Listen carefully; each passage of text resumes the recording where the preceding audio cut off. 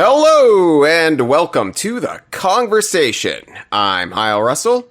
I'm Jeff Onan. And on this episode of the Kongversation, we are catching back up with Sea of Thieves. It's been a spell since we had our last Sea of Thieves catch-up episode where we look at the season that either recently completed or is starting to wind down, and we reflect on all of the changes, both dramatic and minor, that were introduced to the game. And these end of year into early next year seasons always feel super long and super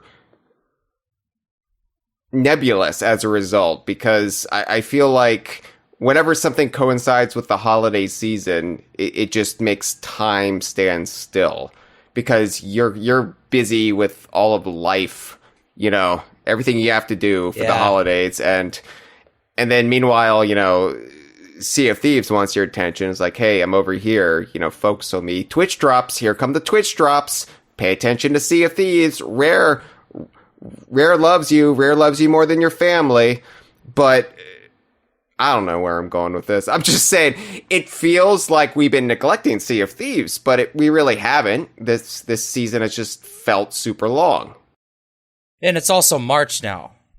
Yeah. So it's been a minute. Actually, so this came out, Season 8. We're talking about Season 8. Season 8 came out on November the 22nd, which means that in the course of history, it's probably like the biggest thing that ever happened on November 22nd. Right, not including the launch of the Beatles' White Album, November 22nd, 1968, the release of Donkey Kong 64, November 22nd, 1999, or, the birth of me. Hi. The premiere of Doctor Who. Oh, yeah. Well, that was November 23rd. That was the day after Kennedy. Oh, did it get pushed? I don't remember the story. JFK was blown away, but Billy Joel didn't really fill me in on the rest. The next lyric should have been about Doctor Who, but he excised that. This is actually the first time I've ever thought negative about Billy Joel. He screwed the pooch. Oh no. Well, that's the second time I've ever thought negative about Billy Joel. You shouldn't be doing that with dogs. Yeah, he screwed the pooch like in that movie Oliver and Company. Off to a great start, Jeff. Not really a joke so much as just referencing a thing that existed. All right, Sea of Thieves. No. Before we get into Sea of Thieves Season 8, which we will be getting into aplenty, I do really quickly have to plug our merchandise store, Jeff. Well, yeah. Yeah. Obviously. Because here's the thing. We launched our merchandise store not on November 22nd like everything else, but we launched it in February, and it's been around for a month now, so we have new shirts. Yeah, we introduced 2 new shirts the last couple of days. We've got the old school shirt, which is a collegiate style t-shirt, making people think you went to a place called Kong College, and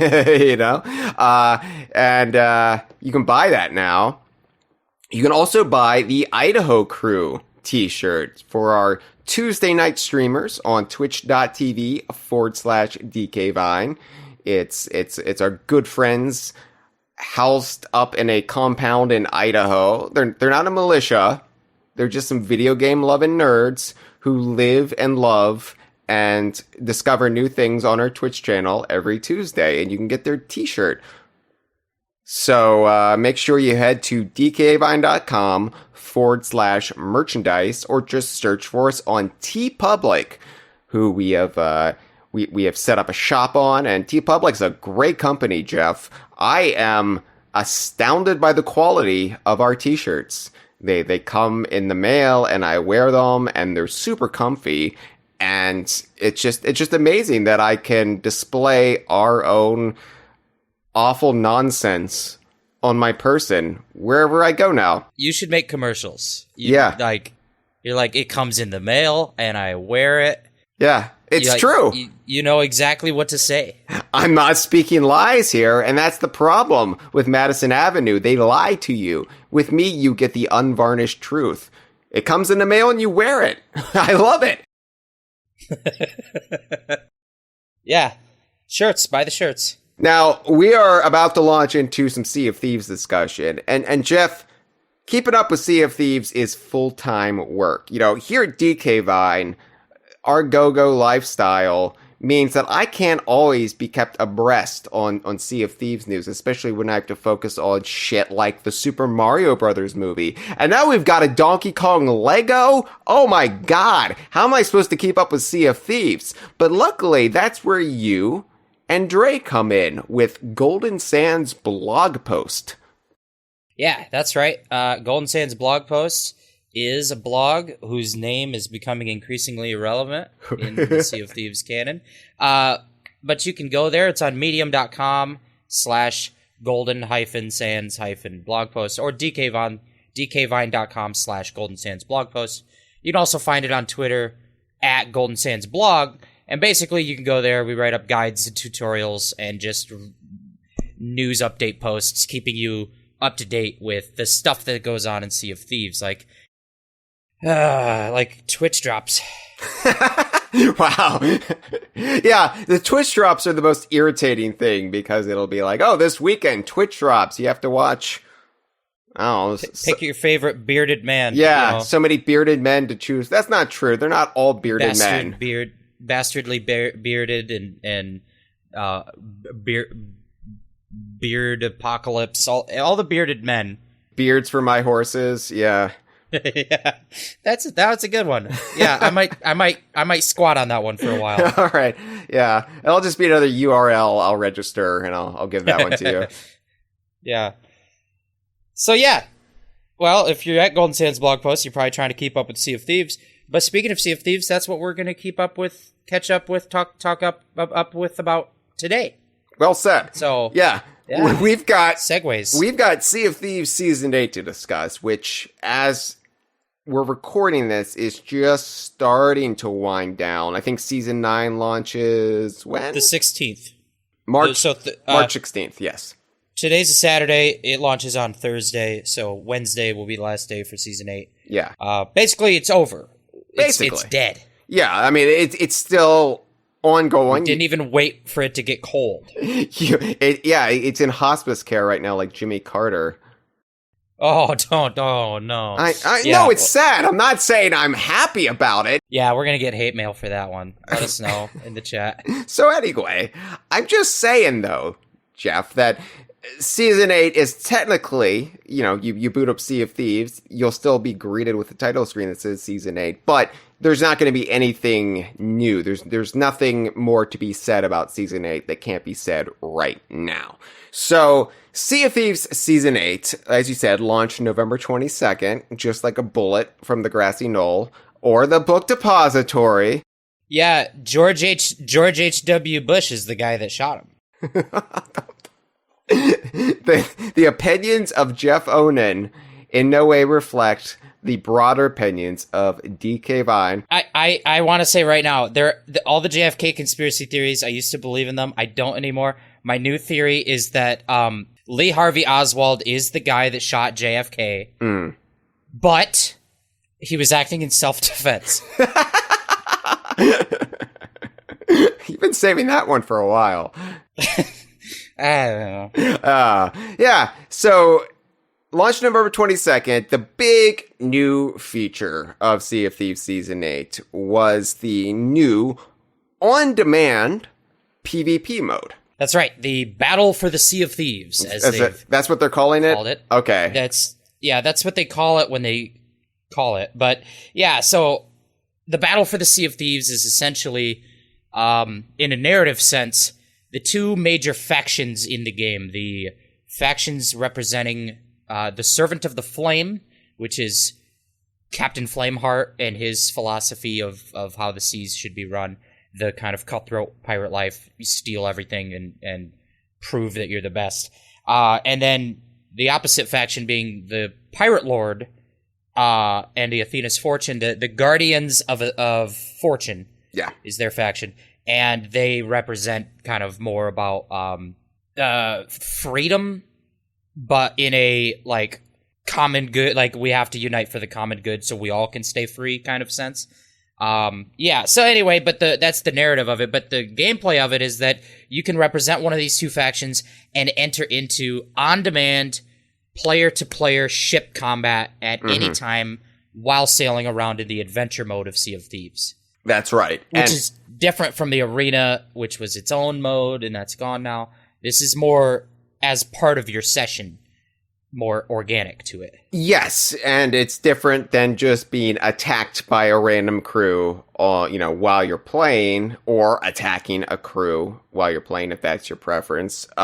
This is more structured. This is more set within parameters, guidelines. There are rules to this, and in a way, it becomes a spiritual successor to the arena, but incorporating it into the broader gameplay and ongoing narratives of the game.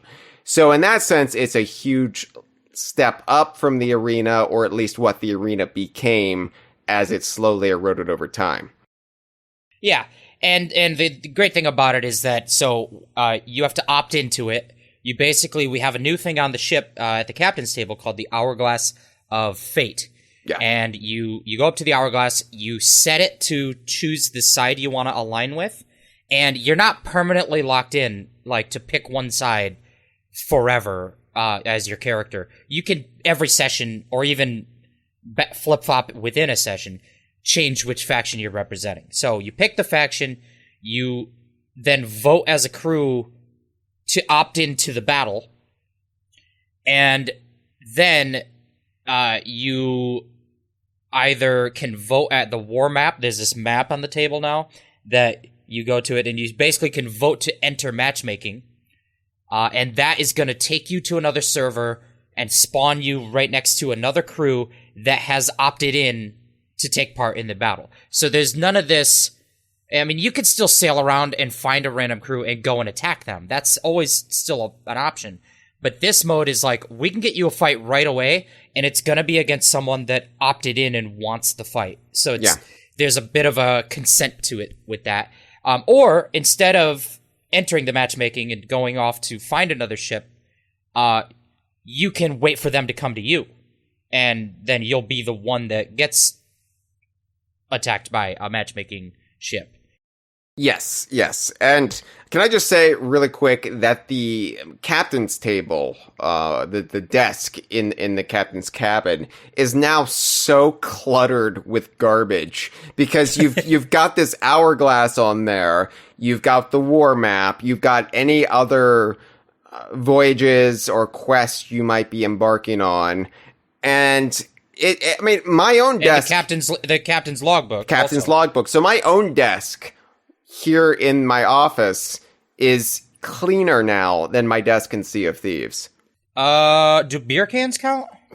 No. I think beer cans are probably, for you, an essential part of survival. So therefore, they're decorative. So it would be like, oh no, I'm getting skin flakes everywhere. Well, you can't help that. You're alive, and Jeff, you're just a natural alcoholic, so you're just gonna be shedding beer cans. I'm not an alcoholic. I'm Midwestern. I'm sorry. So when you do opt in to enter the matchmaking, you sail your ship out to sea and then dive beneath the waves in a very dramatic fashion, and then through some manner of magic that the Pirate Lord or Flameheart puts on you. You dive and you go underneath the ocean, and you get to sail through this underwater channel through the ocean before it's like a loading zone. Yeah. And then you'll matchmake against another crew, and then you'll rise up out of the waves, and you'll be on another server, and you'll be in the vicinity of the ship you're in a battle with. But that underwater channel is cool. It is, as far as like loading rooms go. It's at the very least visually interesting, and you can take a look around because it's a different environment than we've ever seen in Sea of Thieves. We've obviously gone underwater. We've traversed the sunken kingdom of the merfolk and the sirens and everything, and there's sunken ships. But here you're actually in this channel, and you can look around and see downed ships in the distance. You can, if you're lucky, you can see the Megalodon or Kraken swim by. And yeah, I especially love when I see the Kraken, because outside of that one tall tale where you battle the Kraken, yeah, you normally never see the Kraken's body. You only see its tentacles out of the water. Right. So when you see one swimming in the distance and you see its whole body, it's just such a cool, like, monster, like a creature design that Rare's come up with for it. Yeah. And while you're down there, you know, you can take stock of any supplies you need to get on your person. You can discuss strategy with your crew. You can psych yourself up, or you can just, you know, play shanties and drink grog or you know, whatever you need to do to, you know, boost your rogue faction for captaincy if that's your jam. But it's, I think, a better system than, say, the arena, where you're just all waiting in that giant Legends Tavern, which was, or not Legends Tavern, but the Sea Dogs Tavern, which was cool. The Sea Dogs Tavern was cool, but it got a little bit old when you're in there for 40 minutes waiting to get, you know, paired up in a match. And it would, at least here, you're on your own ship or your friend's ship, and you're just, I don't know. Matchmaking's quite a bit faster. It is. And I think, well, because it's just trying to find one ship to pit against one ship. And versus in the arena, it was like, well, we need to fill a lobby with 5 ships that are all ready to go at the same time. Yeah. For a 24-minute match. Yeah. And then the population that was playing the arena dropped very dramatically. So it's like, well, it was always hard to fill a lobby. The matchmaking in this is quite a bit faster and has been improved as the season went on. Yes. And so, yeah, I think the longest we've ever been under there is, 10 minutes maybe? Yeah, and a lot of times you'll go in there and you'll be under a minute. Yeah, because that was before they introduced same faction matches. Like just That's right, yeah. Like the, I guess we'll get into that, but the game introduced a way for factions to fight each other that makes narrative sense, but speeds up matchmaking if there aren't any available Reapers if you're a Guardian, or Guardians if you're a Reaper at the ready. Then right. This pairs you quicker. So yeah, but it's cool. And then you rise up once it locks you onto a crew on a server that you're going to fight. You reemerge on another server. I mean, not within a narrative sense of the game, but just mechanically speaking, you're entering another Sea of Thieves server, and then you attack the crew. And I mean, they're ready for you because they'll get the warning that you're coming, and then it becomes a very structured fight where you have all your tools at your disposal that you brought with you, but you're within a set boundary to fight. You can't leave the confines of the fight. You can't take the fight all over the map of the Sea of Thieves. You have to stay within this little sector, or else you will forfeit. Yeah. The battle boundary is important because, I mean, being able to run in a battle really draws them out. You know, like if we got into a fight and then we took a lot of hits and we're just like, all right, just turn away and we'll sail away while we repair ourselves and then get ready to eventually turn around and come back. Like, that would make a battle take so long. But yeah, no, it's all good. If you're strategic enough, you could even board the other ship and force them to sail to the boundary, as a way of like. But I think you don't get as much points for that or something. But yeah, as you do this, there's going to be a winner and there's going to be a loser. And I think the key thing is that loser who, the one who is defeated, their ship sinks, they are then server migrated away to a fresh new server next to an outpost where they can stock up and start afresh and continue their session. But the crews are separated from each other. Yes. You don't have... Sometimes in the more organic battles you can get into, you sink a crew, and they're all going to try and board you now and just try to take you out with them.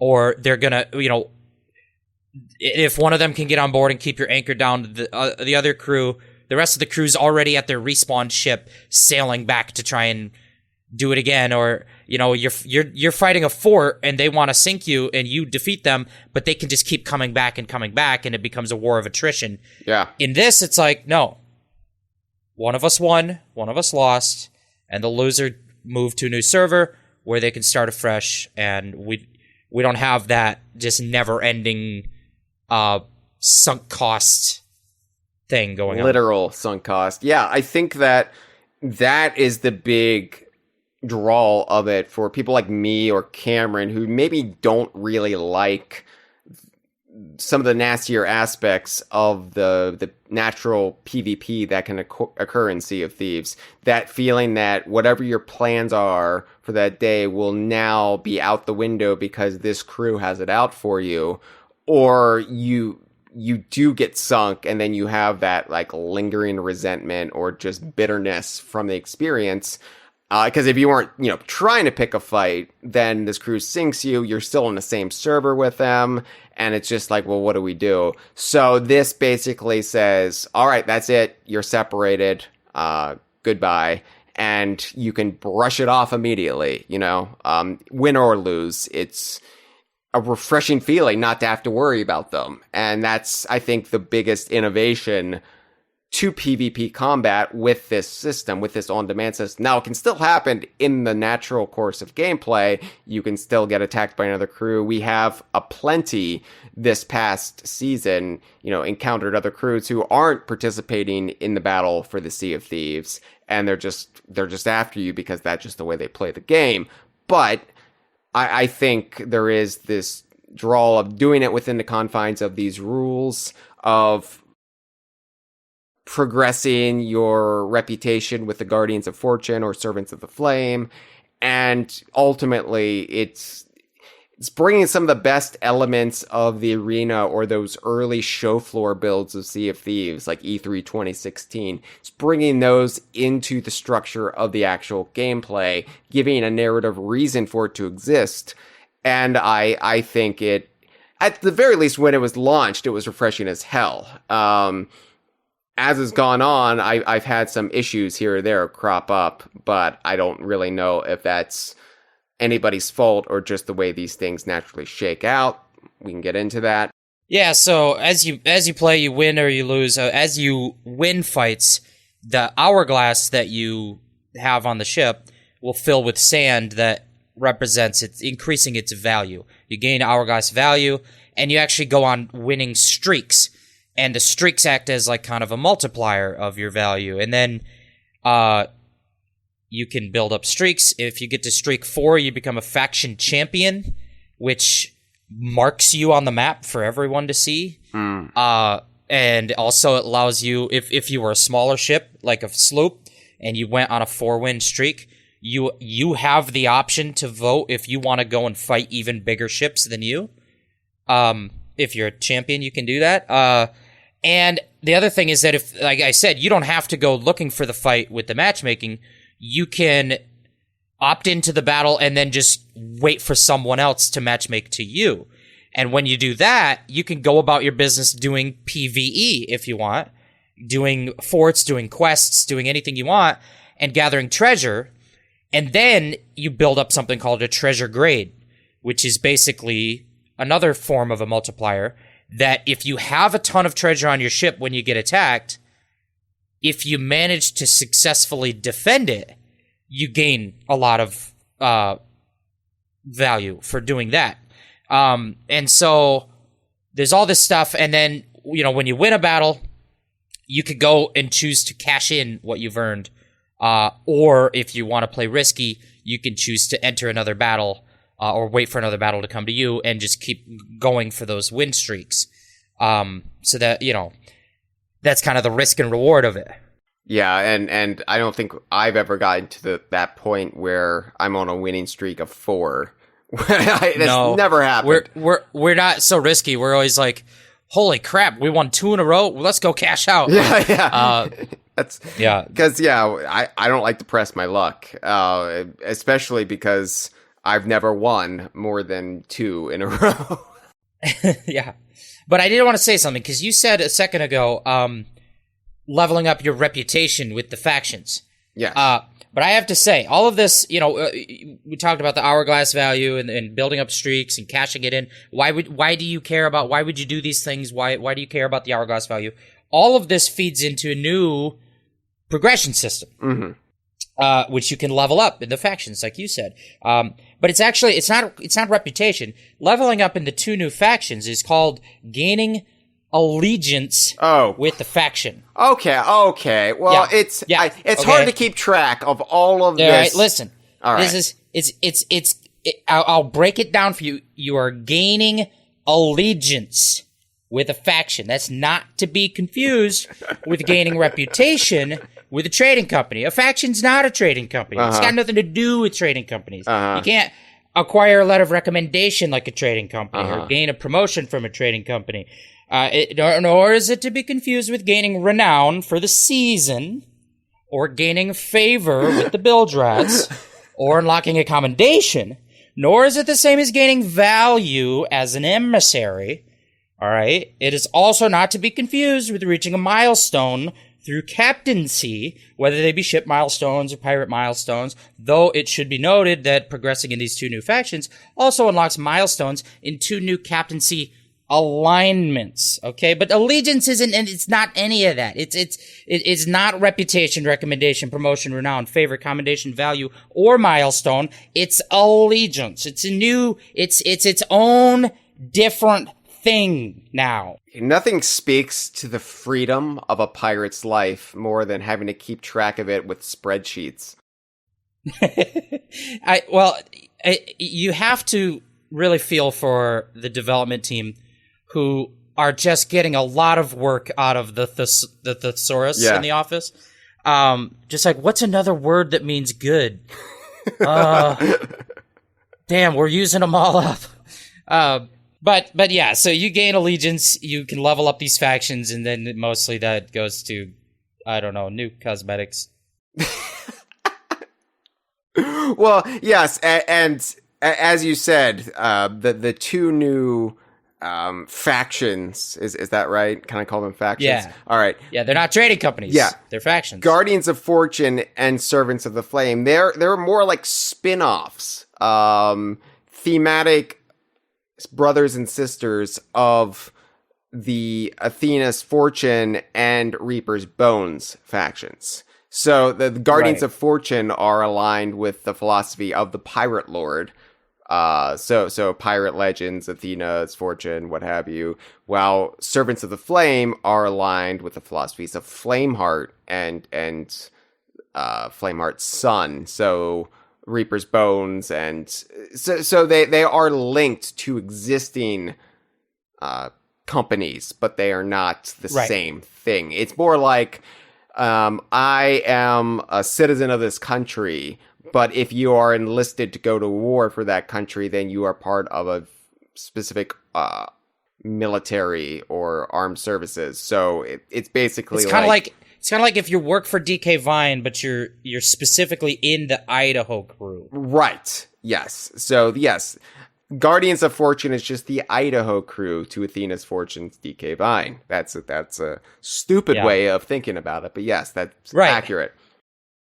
But actually, so gaining allegiance does get you some cool perks, because you can eventually gain access to 2 new higher tiers of secret hideouts. Yes. Secret hideouts. And you might be thinking that you already got access to the secret hideout of the pirate legends of the Athena's Fortune. But there's an even secreter hideout. Right. It's just like being a rewards member for an airline, and you're like, oh, this is nice, I can drink at the bar. And they're like, oh, but there's a private lounge area if you have enough points. You can't get to that. And you grow bitter and despondent over the swill they're serving you at this bar, when you know they're drinking the high-priced champagne from the Champagne region of France behind closed doors. Just makes you sick. Yeah, while you're drinking champagne from Idaho. But yeah, you you can also unlock in each of the factions the kind of the end game goal. Not the end game because it's only at level 100 allegiance, and the allegiance actually goes all the way up to level 1000. But the big goal is with each of them you can unlock a cool curse. You could, if you go with the Athena's Fortune. Well, they don't call it a curse in the game, but it's under the curse tab of the vanity chest. Yeah. But they call them blessings, I think. Which is the opposite of a curse, really. It's the opposite of a curse. They're blessed. But if you go with the Athenas, you can eventually become a ghost, like the Pirate Lord, Boo. Or if you go with the Servant of the Flame, you could become a skeleton, like Flameheart. But you and I, Hyle, didn't get there this season. Oh, I won't get there probably ever. The thing is, though, I understand why people like these rewards, right? Because, I can finally be a Skelly myself. I can understand why that would be appealing to a lot of people. But as somebody who really gets into the character of my pirate, Cousin Russell, and you've got your pirate, Jeff the Brash, and I'm actually wearing a t-shirt right now with our pirates on it that I got from our TeePublic store. It's our Kongversation Season 10 t-shirt, and it's got our pirates on it. But I put a lot of thought and consideration into what makes my pirate tick. Not with TikTok, because Rare won't put them in the game. But I really don't know if my pirate would want to effectively kill himself to become a ghost. I think if the popular kids in Sea of Thieves, like if Belle and Ramsey, if they came up to you and were like, you're finally one of the group, we're gonna give you the initiation, you have to get hazed, I think you would just go along with it. I don't think you'd be able to stop it. You would let it happen to you. Oh, which is just because Belle comes up to me and says, hey, kill yourself, I'm gonna do it because the hot girl wants me to? I don't know. That seems a little dodgy. Eventually I'll probably go through with this, but I don't know if my pirate's ready to give away his mortal body. Also, has my pirate, reproduced? Has my pirate had kids yet? Because this is my pirate ancestor, Jeff. So if I go through this ritual, I will never be born. Yeah, you're the first and last person to have that thought, but, it's so the thing what people at home have to know, we're talking all about PvP in this episode, but Hyle and I, we are the type of players that we love to sample all of the features that Sea of Thieves has to offer. But we are not really focused on any one at any given time, and especially not PvP. But we enjoy this new feature. I enjoy this new feature, and we did play it a handful of times throughout the season, because we want to sample the new features, and every once in a while we're in the mood for it. We're in the mood for the battles, but we're not the type of players who are going to level up through the whole thing in one season, because we don't play PvP every time we play, and we don't play 7 days a week or even 2 days a week. Yeah. So we're gonna get there, but we're going slowly. It's amusing to me because ever since Season 8 launched, and I occasionally have to put on other players to get the Twitch drops, and I don't watch them really, but I put them on and let it play in the background, and they're always doing the battle for the Sea of Thieves. This is what they do now. This is what the streamers all do now. The popular Sea of Thieves streamers all engage in PvP, and they're doing this mode, and they're all at a level 1000 or whatever. They got it done because they play 7 days a week, 20 hours a day, and so it's just wow, I could not imagine locking myself into this mode and this just being Sea of Thieves. But to some people, all Sea of Thieves is PvP, they might not partake in some of the more ancillary stuff that really excites me. For me, Season 7 was a much bigger deal, captaincy, because I like to get fussy about my ship, and I really get off on like the finer details, and I can put a Conquer statue up above my kitchen, and I stare at that for 10 minutes, and that brings me joy and contentment. I realize, though, I am not normal.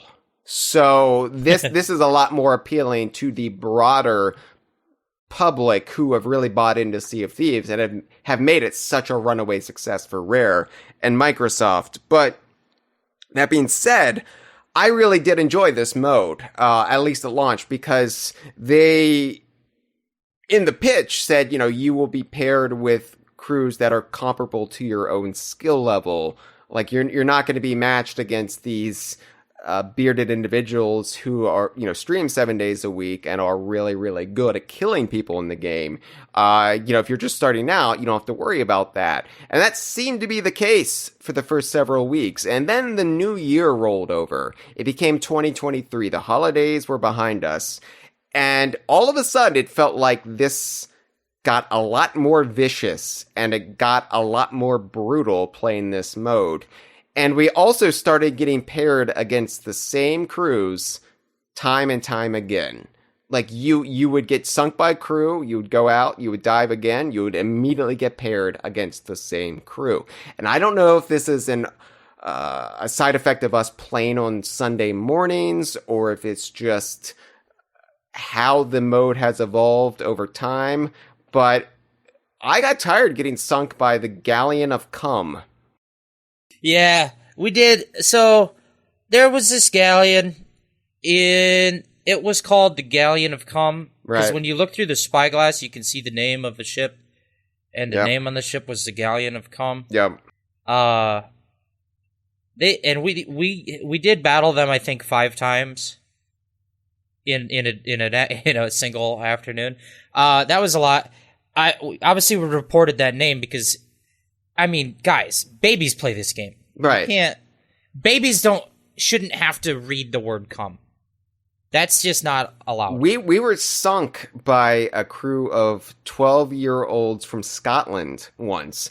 And yeah, but those kids are old enough to drive now, Hyle. But I worry about their development. How are they now as little teenagers? Like, they've been exposed to all of these bad influences from Sea of Thieves. They're not going to be productive members of society. Yeah, Sea of Thieves is the video game that really corrupted them. But I think that you bring up the matchmaking thing, and definitely we ran into some troubles. I did want to say that I think they've gradually ironed out some of that as it went on.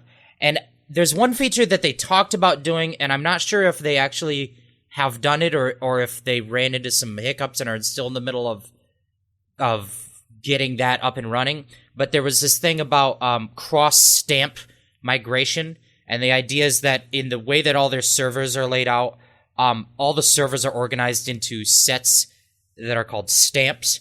And so whenever you migrate from one server to another, you're going to migrate to a server that's in that same stamp of servers. And that means that the pool of people that you can play with is inherently limited to what's in a subsection of the whole population.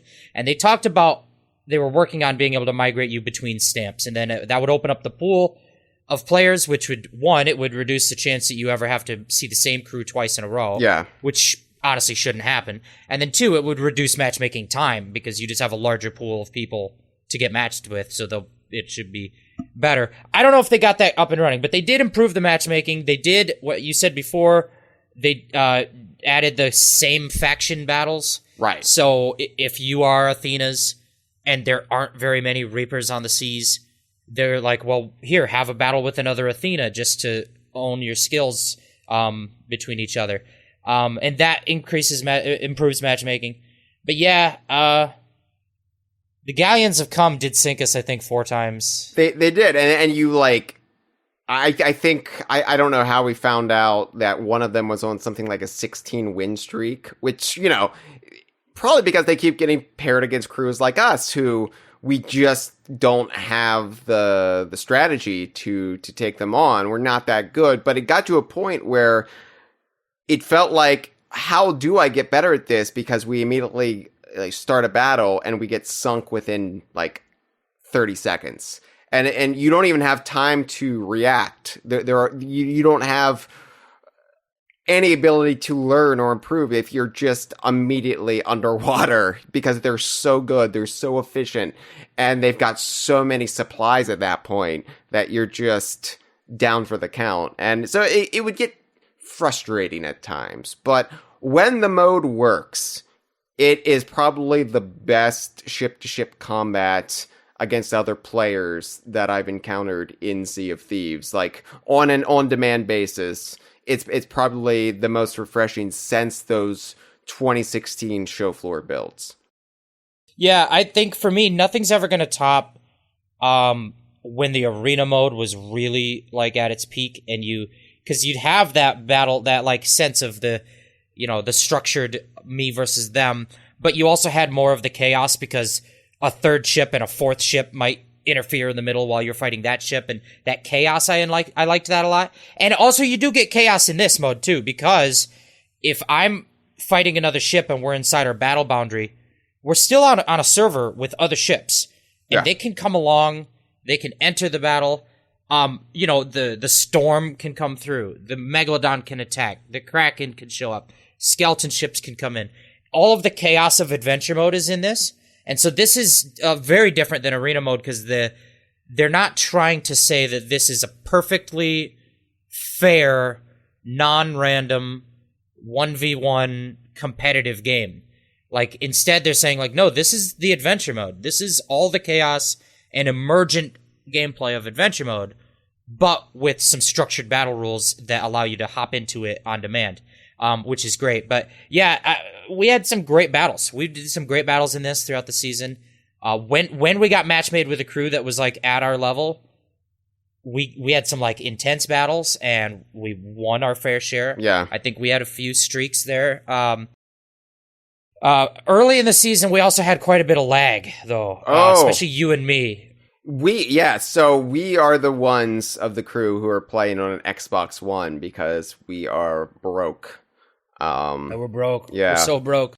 Please buy our shirts. Yeah, buy our shirts. It's the only way we can ever get a Series X. But it was frustrating because you would like hear the ship rising up, cresting the waves, and the battle starts, and your screen is just still, and you can't move, you can't interact, so you're basically hobbled. Then you've got a 4-person galleon, and only 2 people are moving, and you would get back into it, but every time the action would get hot and heavy, there'd be the other ship is nearby, there would be the crew boarding, cannons firing. You would get occasional lockups, and it would just hinder you. It would be like, the other crew put in a handicap cheat, and they have all the advantage. So that was frustrating. I feel like the lag issues have been ironed out over time. I don't encounter them quite as much as I did those first couple of weeks.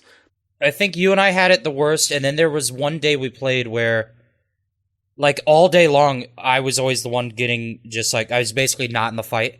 Like, there were times where I could, man the wheel, which is most of the time when we're sailing. I man the helm and the rear sail, and I kind of call out things, and I'll run down and I'll operate cannons. I'll run down and I'll make repairs and bales when I need to. But, like, I'm always very much on top deck, calling things out and maneuvering, mostly doing all of the maneuvering for the ship.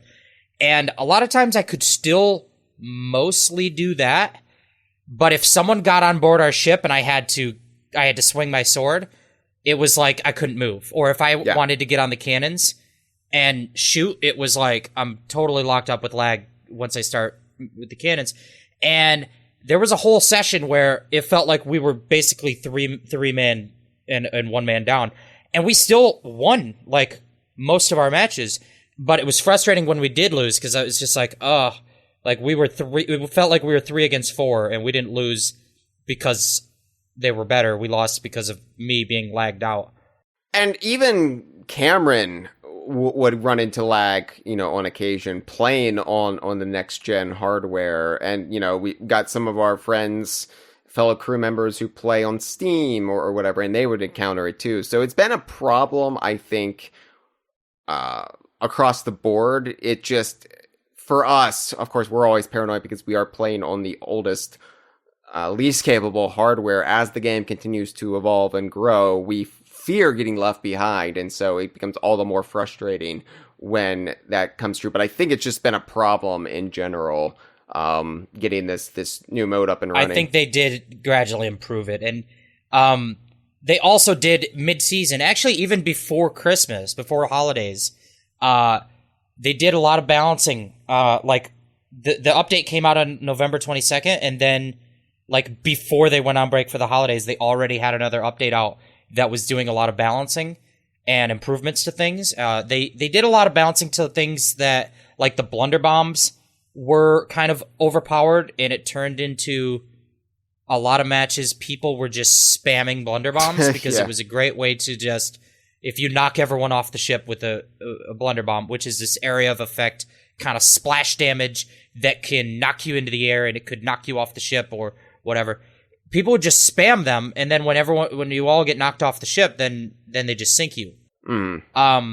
But they kind of bounced those in terms of the damage they do and the size of the splash, the knockback, and also how frequently you can find them, like how many you can carry in your pockets, that kind of stuff. They improved the matchmaking. They did the same faction battles, and they did this. Something I've been asking forever, like literally been asking since the first year of Sea of Thieves.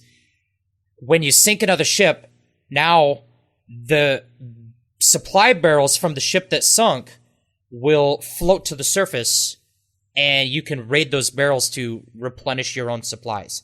Yeah, and that's really helpful because it means you don't necessarily have to run to an outpost or buy supplies from the merchants or the shipwright. You can just plunder what the other crew leaves behind. Yeah, and that's true outside of the battle too. That's just a new all through adventure mode that happens. Yeah. And it helps with those battles of attrition that you would get For into, sure. where a ship would come and fight you, and you'd sink them.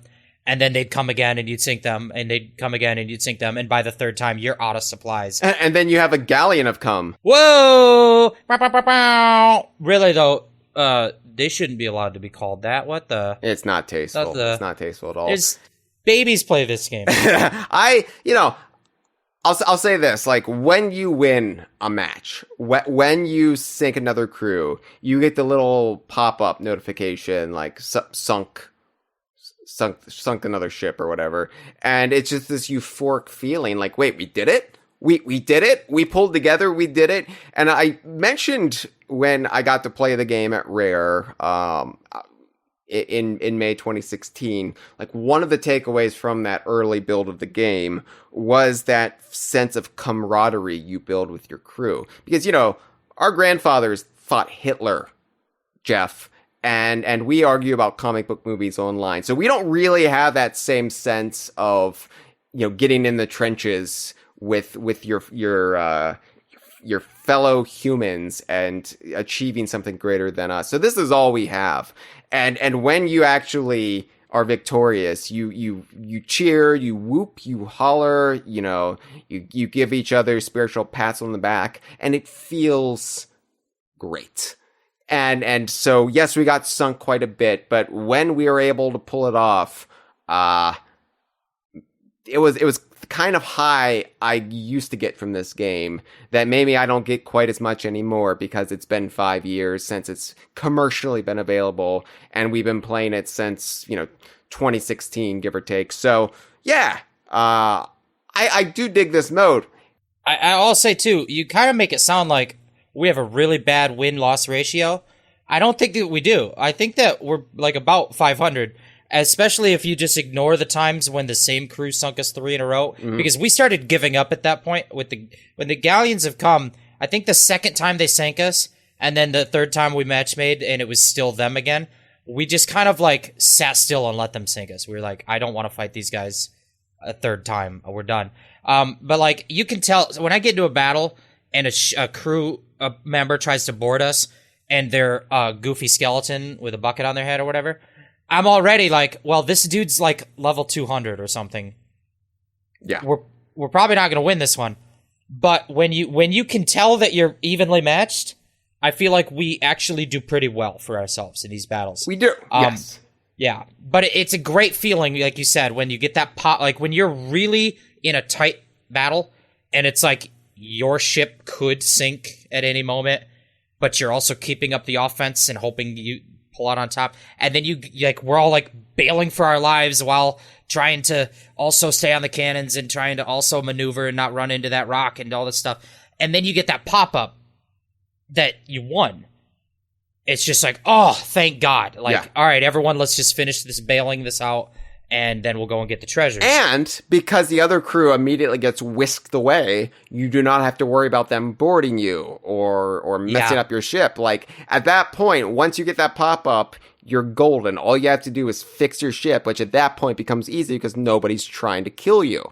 Right, and that's the worst when you're in those battles, the organic battles that you'd run into when if you manage to sink them and then all of them are like, oh, well, our ship is down, we have nothing to lose, let's all just try and board them and then they'll all come and try to board you, and like you already won the fight and now they're all on top of your ship and they can cause a lot of chaos, and maybe even cause you to sink, and then it's like a stalemate, like you both sunk.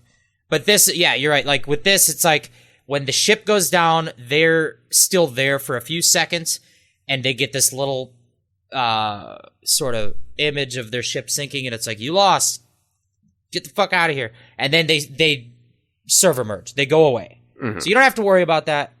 That's great. And then you can pick up all their supplies, and that's also good.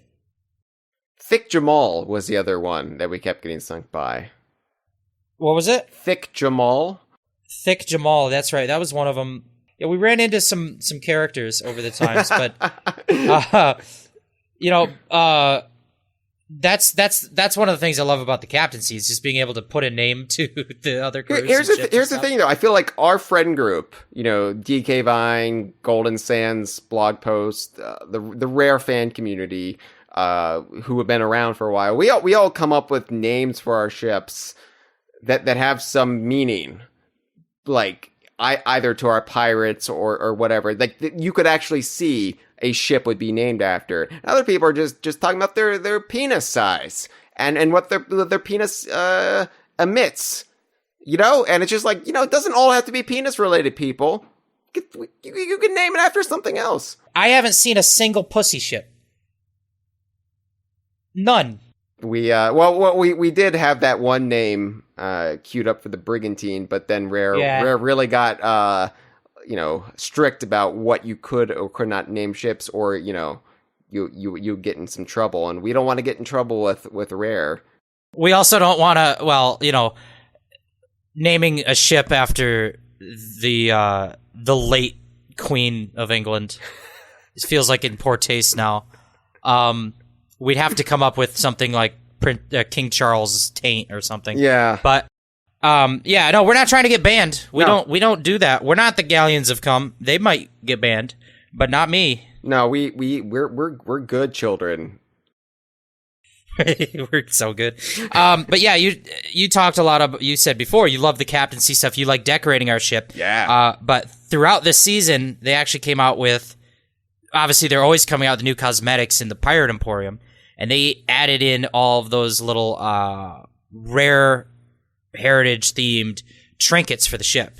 Yeah, and I was so excited because, occasionally if you are a longtime Sea of Thieves player in good standing, they will send you surveys. I don't know who gets the surveys, if you had to be part of the Technical Alpha or part of the Insiders program, but you get surveys. Hey, the Sea of Thieves season whatever is winding down. Here's a survey, and I'm like, oh goody, I get to share my thoughts with Rare directly, what I want in the game. This is fantastic. And it's not, I know everybody thinks I'm just, treating this, as a lark, oh, I'm going to put TT in every blank box. No, I actually give insightful commentary. But one of my suggestions when they introduced trinkets was, hey, it would be great if we could have rare heritage trinkets, like what we got in this season. So I don't know if they took my suggestion. It was probably already something they were working on given the turnaround time, but I like to pat myself on the back and say, job well done, Hyle. They listen to you. I like it. They're cool. I kind of wish they were actual just like objects, like instead of a little like wooden whittled squirrel, or a bear, I would like to have a Jiggy, a statuette of a Jiggy. Also, the Killer Instinct one is just the letters KI. It's like even less of a thing. Well, I think they're made out of blades.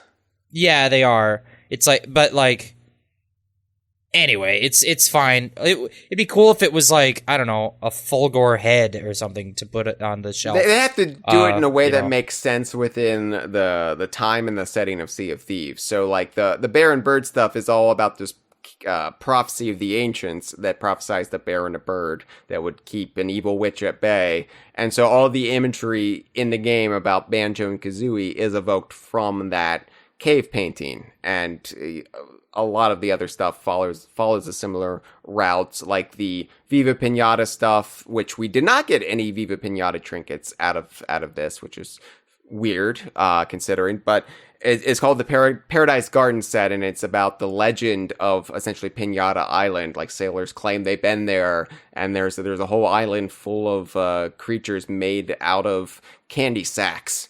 And that's how they incorporate Viva Pinata stuff. But anyway, yeah. So it's just the bear and the bird that you can get various things for your ship. Like the figurehead that the Dreadfully Evil uses is the original bear and bird figurehead. So it's just a little statue of the bear and the bird, and little like I think the weirdest one. You mentioned the KI, but I think the weirdest one is the Huntress one. It's just the head of Joanna Dark. It's just her head. It's just, I can put Joanna Dark's head on my desk. Yeah, that one is weird. I feel like you could have done like the crossed pistols that she has it in her figurehead. But I mean, I don't really care about having a Perfect Dark one, so that's fine. No, Perfect Dark's not DKU. No, I like the frogs. The fighting frogs, yeah. I keep the fighting frogs down in the basement, down in the lower hole, because that's where it gets wet the most often. That's where it gets wet. Yeah. Yeah, they get wetness down there. It's moist. But yeah, they also, in this season, at one point, they came out with a Saberwolf themed costume, the Night Wolf costume, and they also did a Halo Spartan type costume and Halo weapons. But that's they did the Night Wolf costume like very early, like the first month of the season, and then I thought like, oh, this is a sign of things to come. They might do like Banjo next month and Conquer the month. They didn't. They didn't do it. No. Well, at least yet. Well, they did the Spinal costume, I think, the season beforehand. Oh, yeah, they did that a while ago. Yeah, and so then they added the Night Wolf, and we were like, oh, they're going through all the rare properties. We're going to get, we're going to be able to dress up as Horstachio. We're going to, look like Rash does in Killer Instinct 2013 with the Conquer head and the yellow shorts. And no, none of that. Then they just went to Halo because they got on this Halo kick. And because they like Beyonce or something. But yeah, the no Banjo costume. I think that having a big old bear, like the Night Wolf costume, is almost like you're wearing the pelt of a wolf. Yeah. I would be into that if there was a bear one. And I used to play this game. It was called Time Splitters 2. And it's semi-relevant to Rare fans because it's made by Free Radical, which was spun off from some members that worked on the GoldenEye and Perfect Dark teams at Rare. Back all the good people that left Rare. They are literally the good people who left Rare. And in the game Time Splitters 2, they had a lot of wacky characters you could play as, and my go-to character, like 90% of the time, was this bear that had like escaped from a circus. So it's just a bear in like a little vest and a fez. Yeah. But it's a full-sized bear. It's just a bear. But he runs around like he's bipedal. I would like them to put that guy in Sea of Thieves. Sure. Absolutely. Yeah. I mean, I understand, at this point, Rare has been with Microsoft and Xbox Studios for over 20 years. So you're going to get references to other Xbox Studios properties, and that's fine, and I'm cool with it.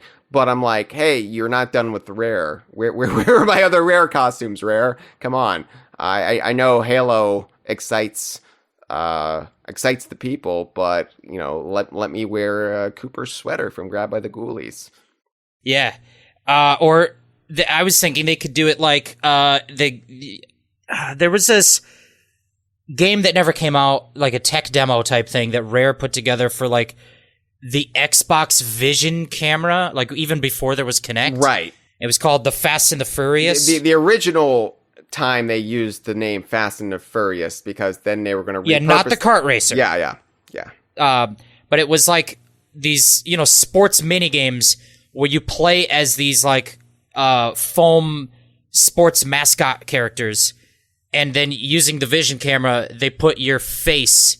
They take a picture of your face and they put it in the hole in the mouth of the, like you're wearing a foam suit of Tip Top the Turtle and your face is sticking out the mouth. Yeah. They should do that, and you get to be TT, the living stopwatch man. Here's the thing, Jeff. Okay, I know I like part of my shtick is I want TT in Sea of Thieves because TT was in the Unity build of Sea of Thieves. And it like I said, it was glorious. But what TT was in that was he was a working clock, and you could hang him up on the wall. Like he was basically an early version of a ship trinket. And all I want is a clock that looks like TT that we can say plausibly is TT. I don't want there to be some sort of magic stopwatch boy that you meet on an uncharted island who sends you on time trials. I'm not crazy. All I want is a clock that looks like TT. But I text that to Mike Chapman and he says, new phone, who dis? And it's just like, you know what? I don't think it's so unreasonable considering it was already in a build of Sea of Thieves. I wouldn't be on this tear. I wouldn't be on this tangent if you didn't entice me with it. So yeah, that would be cool, to hang a clock that looks like TT on your ship. Yeah, the foam TT suit probably wouldn't get you there as much. No. You couldn't say that that's TT. No, it would only be like half a cup of cum, not a galleon. Yeah, it's like a sloop of cum or something. But yeah, this season, I feel like the bulk of the season really was just discussing the PvP. There was some other stuff that went on throughout the season, some events, and a couple of adventures, and I think we could get through them kind of quickly. I don't have a ton to say. I don't either, really. And there were only 2 adventures when I was trying to like mentally prepare for this episode in my mind, and it was hard because there's a lot of news happening as we were getting ready for this episode.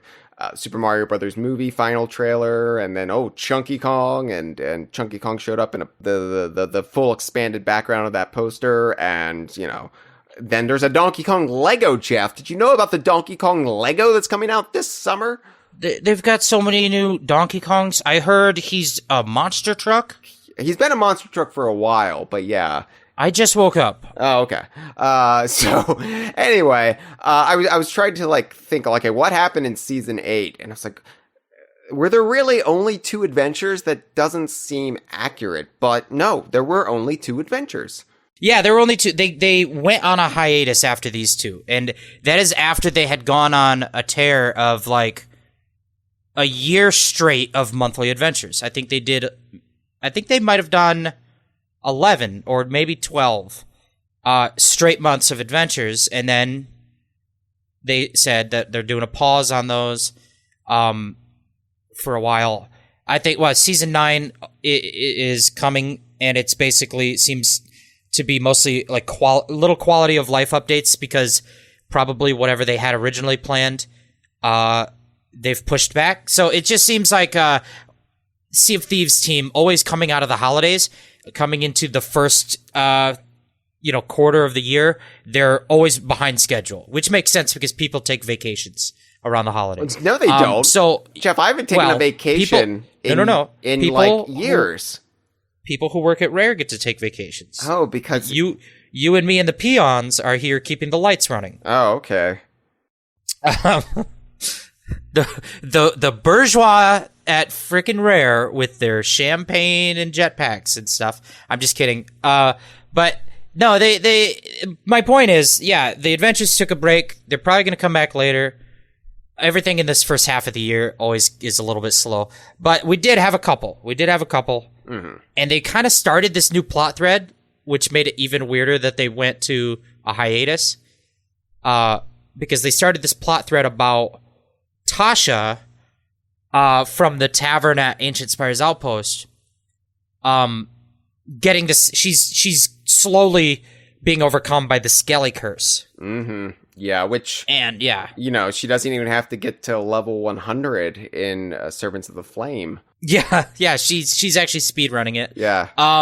But yeah, so it's this thing where Tasha, who we know from the legendary storyteller Tall Tale, had a relationship with Briggsy growing up before Briggsy also reached level 100 with the Servants of the Flame. He got skeletonized. And so she's like, hey, I have these old, books from Briggsy. Maybe you follow in her footsteps and can figure something out for me. And so we go on this little Briggsy quest. This was called the Rogue's Legacy adventure. Mm-hmm. And it was pretty, I don't know what the word is. It was quaint. It was kind of a subdued adventure compared to some of the big flashy ones they had done more, recently. It was just kind of, you had to go and fight a couple of skeletons to get these keys, and they would drop these pages for the book, and then using the book, you'd go to an island and figure out where to dig up the chest that the key went to.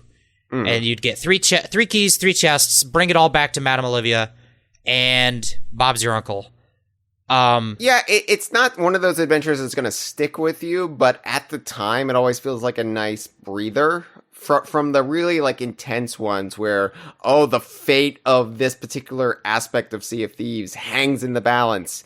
Sometimes it's nice just to have something that's low key, that nudges the narrative forward in minor ways and allows you to experience something new and bespoke with your crew that won't be around after the adventure. So it's just I don't know. It's a nice change of pace, even if I'm struggling to remember all the little details. Something about you got attacked by skeletons when you went to the islands, and you had to dig up the little things Briggsy left behind. Like, she left little traps, not traps, but test for Tasha. Yeah, it was. Yeah, the test of adventuring and the test of whatever. It was basically like a book that she left that was like how to be an adventurer. Right. That's how it's framed. And you go on these things, and each trial was just like if you could figure out how to find my chest, then you've passed this test. One of the quests was like, it was a picture of 4 different potential spots to dig, and then a clue that was just like, dig at the one that is the oldest. Yeah. And so one of them was an ancient cave painting, and one of them was like a wooden, fence, and one of them was like a tree. And you're like, well, obviously the ancient cave painting's the oldest, so you dig there. That was a really simple one. I think another one was like on Kraken's Fall. The map showed like these little symbols at every Kraken skeleton on the island was marked with a symbol on the map. And then you had to follow some clue that was like, hit the midpoint between this Kraken and the other Kraken. And then you like look at the map and you'd be like, oh, okay, I dig here. They weren't very difficult, but they were just little bespoke, unique little riddles or puzzles to do. And then you dug up the things and you took them to Olivia. Olivia, yeah. Yeah. Yeah, and I like that they used Tasha for this. I think because Tasha was a very sympathetic figure, because a lot of the early NPCs of Sea of Thieves, the ones who populated the taverns and the shops. There's criticism early on that they're not very memorable. They're just kind of bland placeholders. But over time, they have done a good job of giving some of them character and greater importance to the lore or the expanded universe. Tasha got that little shine on her in the third Tall Tale, where we learned about her backstory with Briggsy and how she wants to be an adventurer like the Briggsy of her youth. And so we're sympathetic towards her. We know what makes her tick. And so to have her potentially befall the same fate as Briggsy is something you naturally want to prevent, if you have, a soul, if you have a beating heart inside of you, if you're not a sociopath, then you're like, oh, let's help Tasha. Yeah, and this brings into a plot thread of, we know from Briggsy's backstory that in her skeletal form, she kind of was looking for a cure for the skeleton curse. And this plot thread through these adventures kind of picked up on that and even showed that when she was alive, she was looking for the cure for the skeleton curse, just kind of like looking for ancient magic. And that's kind of where we end up looking. One of the interesting things with this one is right at this time that this adventure came out, there popped up all these weird little like anomalies throughout the wilds region of the world, where on spots on some of the islands, just this little bubble would have a totally different climate than the normal wilds. All of a sudden, you'd step into this bubble, and like the grass and bushes and trees would be vibrant and green and beautiful, and even the sky would be bluer and the sun would be brighter. And then you step out of that bubble, and you're like, oh, outside of here, then around it, it's all decrepit and decaying like the wilds is. Yeah. And that's kind of a mystery that I don't think has really been solved yet, like how that has tied into it. But they're like memories of the past, I think, from bleeding through the Sea of the Damned, which I guess the wilds used to be nice. Yeah, I think they've been on record as like the wilds used to be a lot more verdant than it is now. It's basically Crocodile Isle now. It's got the same sort of similar aesthetic and vibe to it. So it's like maybe it's the Sea of the Damned bleeding in, like the memories of what the wild used to be. I don't really know. I think that the Dark Brethren might have alluded to that in the second adventure that we did. Yes, which was the Secret Wilds, which went into this a little bit more. Yeah. So we could talk right about that one, because it carried on the story. That one came out, I guess, in probably January. The Secret Wilds adventure just continued this thread. We're still dealing with Tasha and Olivia, and Madame Olivia gives us Briggsy's iconic mask, the kind of it's like a masquerade mask, but also a little bit like one of those plague doctor masks. Plague doctor, yeah, which became very popular in 2020, just because pandemic, yeah, let's all go as a plague doctor for Halloween. Because everyone at the same time decided to play the first expansion to Shovel Knight. Mm-hmm. But yeah, you get the mask, and the mask also has a gemstone in its eye, a red ruby eyeball. And as it turns out, just we're coming to learn, anytime a skeleton has a gemstone in their eye, it's definitely ancient magic. But we can use this mask, we can hold it up to our face and look through it, and looking through the gem, through the red ruby tint, it allows us to see constellations in the sky that are not there. Like we see a different night sky, and it points out these constellation shapes. And then you had the quest book, and you went looking for locations where you had to like go to an island and look around and line up a constellation. And like, okay, there's a spider. If you stand in the right spot, all the lines will line up and draw a picture of a spider. Yeah. And if you could find that spot, then you know where to dig, and you would dig up, one of Briggsy's items. Which was a really fun, actually pretty interesting little gameplay hook. Yeah, with the constellations. I like that this wasn't just the original Constellation Tall Tale with Suds. I like that it wasn't just repeating that motif. They were actually doing something a little different with it. And like it had different mechanics. It had a different style of what you needed to do. It was unique. And my only complaint was that while you're trying to like line up the stars, you would inevitably get attacked by ocean crawlers and phantoms, and it just was like, all right, calm down. I'm just trying to do this. I don't want to get stabbed by a ghost while I'm looking at the spider in the sky. Yeah. They definitely, I think ever since they added ocean crawlers and phantoms, the frequency of just being attacked by random shit while you're trying to do a quest has gone way up. But yeah, just that activity of like trying to line up the picture while looking through the thing, that was really fun, and you kind of had to use some of the clues to figure out where to look. And then it ultimately culminated with actually seeing Briggsy's ghost manifest from the memory of Briggsy. Yeah, so it wasn't becoming a real ghost. It wasn't Briggsy's actual spirit. It was the memory of Briggsy, which then manifested like the phantoms into a ghostly form. But then, it's been so long. I drink a lot, so it's hard to remember. But yeah, and then all through this, we also were finding these like journals and things of the Dark Brethren, right? Are kind of on the trail, also looking for what Briggsy was looking for. The Dark Brethren are sort of the secondary rogues faction. I guess I shouldn't use rogues in the context of Sea of Thieves. They're the villainous faction who are aside from Flameheart. They have their own machinations. They have their own wants and desires, and they're made up of some various figures from throughout the last 5 years of Sea of Thieves.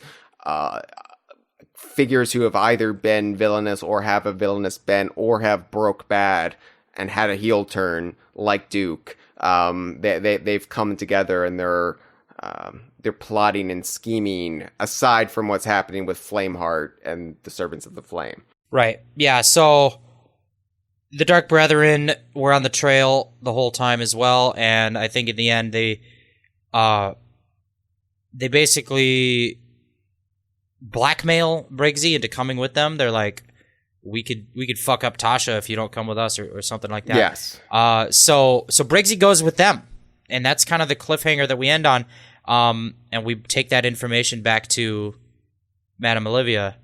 But yeah, Briggsy was looking for this cure for the skeletons, and it all tied into what we also learned through previous adventures, that the ancients have, moved on to live in the Sea of the Damned. Mm-hmm. And it turns out that there is like some kind of secret temple in the Sea of the Damned that's guarded by some shadow monsters or something. That I'm very interested to see where that goes. Oh, because remember that page in the book that had those monsters and stuff? Yeah. I'm like, well, what is this going to be? So yeah, I'm excited if we're actually going to go to the Sea of the Damned and explore this temple, which seems to be where they're building to. Which was also alluded to in the novel Heart of Fire. So yes. Right. Yeah, and Briggsy's back now in a roundabout fashion. Briggsy became this very popular figure from early in the Tall Tales, the initial batch of Tall Tales, and you fought her as the Skelly, and she had the infamous quote that was spammed incessantly, "I didn't ask to be cursed." And she became, like, just visually she was striking, and she became one of the favorite characters of Sea of Thieves, and now they found a way to bring her back. Her memory has been made real. Her memory has been made tangible. She is now going with the Dark Brethren. And so Briggsy is back, but in this pre-skeletal form. Yeah, somehow Palpatine has returned. Right. But it ended there on a cliffhanger. But yeah, lots of interesting little threads that they're kind of setting up for the next, because a lot of the previous threads of the adventures were basically building up the confrontation between Flameheart's forces and Ramsey's forces, and that culminated with, we know that Flameheart is got his body back. He's done a ritual to get his corporeal form back.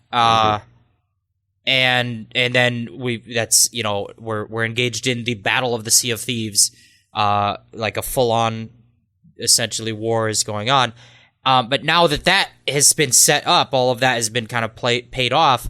Now they're like, okay, well, the next plot thread is this adventure into the, ancient temples and the Dark Brethren and Briggsy and all that. So we'll see where that goes later this year. But yeah, that was it. That was it for the season. 2 adventures. And they did their usual festival stuff around the holidays with Grogmanay and the other stuff, but that's pretty much all of season 8. It's been kind of slow going the past couple months. The only other thing I think worth really bringing up is new Golden Sands Outpost. Oh shit! How did I not think to put that in the notes? Well, I mean, you're kind of traumatized because they're veering on renaming it, which will make your blog seem very quaint because only old grandfathers will know what it's on about, because nobody will know the name Golden Sands Outpost. Yeah, it's weird. It's like, okay, I named my blog after Golden Sands Outpost, and now they go around and they're turning it into the very first fully developed port town in Sea of Thieves, which is very cool. It's cool. Don't get me wrong, but it almost feels a little bit like your mom got a boob job, and you're just like, well, that's not for me. I mean, I don't like that. I don't know why they did that. But this has been the gradual buildup. This is, first of all, it's the effect. It is the after effect of a community decision that happened in one of the adventures, the Lost Sands adventure, I think it was called, that were basically, they said, pick a side, represent the Reapers and destroy Golden Sands, or represent Merrick and the good guys and protect and preserve Golden Sands. And the community all kind of played out in that event, and the good guys won. And so now the effect is that they've been developing Golden Sands into a full-on port town to stop it from ever, being taken over by the Reapers again. They're like, no, we're building it up and it's going to be awesome. And that has played out mostly throughout Season 8 in bits and pieces of it just gradually becoming more developed. Yeah. And it's been striking to have this, because it's architecture unlike anything else in Sea of Thieves. We're so used to sort of the ramshackle outpost, made of wood and found materials and Gilligan's Island style, we're going to make a radio out of a coconut. But here we've got stone structures, and it's robust, and they have like a sewer. Yeah. You know where the poop goes, and that's something that Sea of Thieves has never adequately explained, is where everybody be pooping at. Even when they added the ability for burying your own treasures, they still are like, oh, we can dig holes, but where's the poop button? But yeah, it's cool seeing every shop and every feature, like the Gold Hoarder tent and the little shack under, where the Order of Souls is underneath the building. All of that stuff is now being developed into full-fledged little, buildings and settings. And the tavern is huge and cool. They actually kind of featured this when they had the biggest update to this right before the holidays, where a large portion of the main city square was developed, and some of the outer islands were still kind of being developed. But they the main buildings and tavern was all came out right before they did this stream called the Orb stream, where I guess they did the same thing last year. They do this thing where this is so hard to explain. They have this snow globe lantern. And last year they had a stream where they just had a shot of that lantern like in a tavern, and it just went on for hours, and every so often a character would like walk in the back of the scene and it would tease, like they'd say a couple lines and it would tease plot developments that are coming. And so they did the same thing this year. They're like, everyone started calling it the Orb. Right. Because the orb is telling us the secrets, but it's just a snow globe.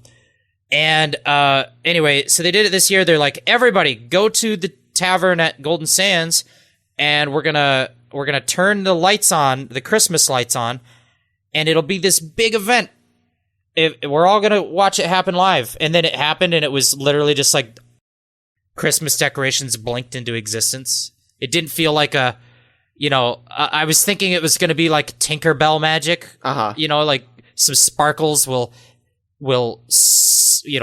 flow over the scene, and then you'll see the wreaths and things gradually appear. No, it was just like snap your fingers and everything blinked on. Well, Jeff, it's probably because you didn't believe hard enough and she died. When I shake that little bell from the Polar Express, I don't hear shit. But yeah, then they did this thing. They did like a little trailer that showed like Flameheart's forces kidnapping the orb and then taking it to the Secret Reaper's hideout lair.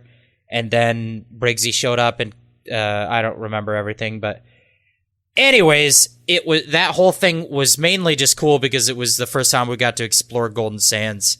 We're like running around the island, and they're like, look, there's a sewer. Yeah, it's cool. I still don't know my way around. It's frustrating to be at an outpost, which is where you go to quickly cash things in. Let's get our treasure sold. Let's do everything we need to do.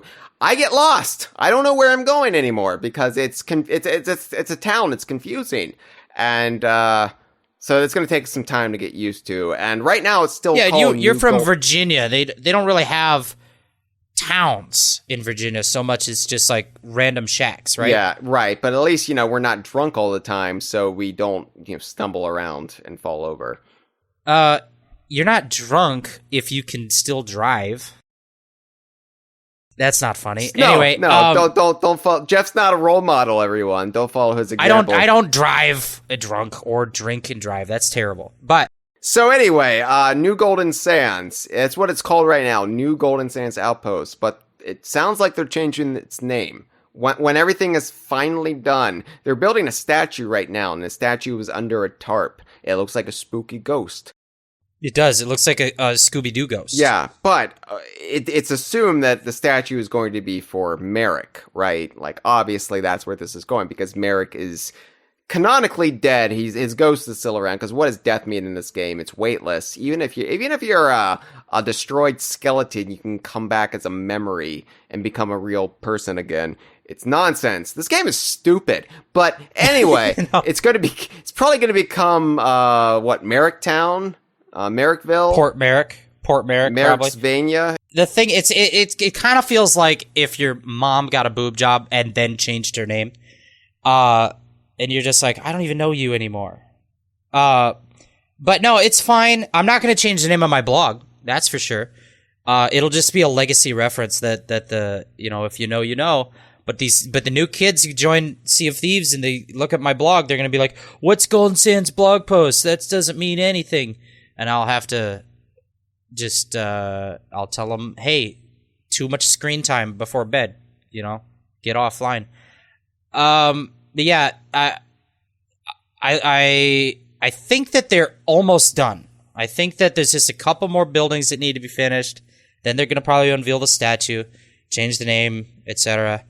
They can't call it Golden Sands anymore because there's no more sands, really. They covered up all the beautiful beaches with rocks. But yeah, I think Hyle, you're acting like you're waiting for me to say a funny punchline to end the episode on, and I can't do it. I don't have any. You're going to have to bail me out. I was just thinking about your mom's boob job, and I have to say, I am a fan. Yeah, you're about to produce galleons of cum. This has been a File 2 production. Que rico.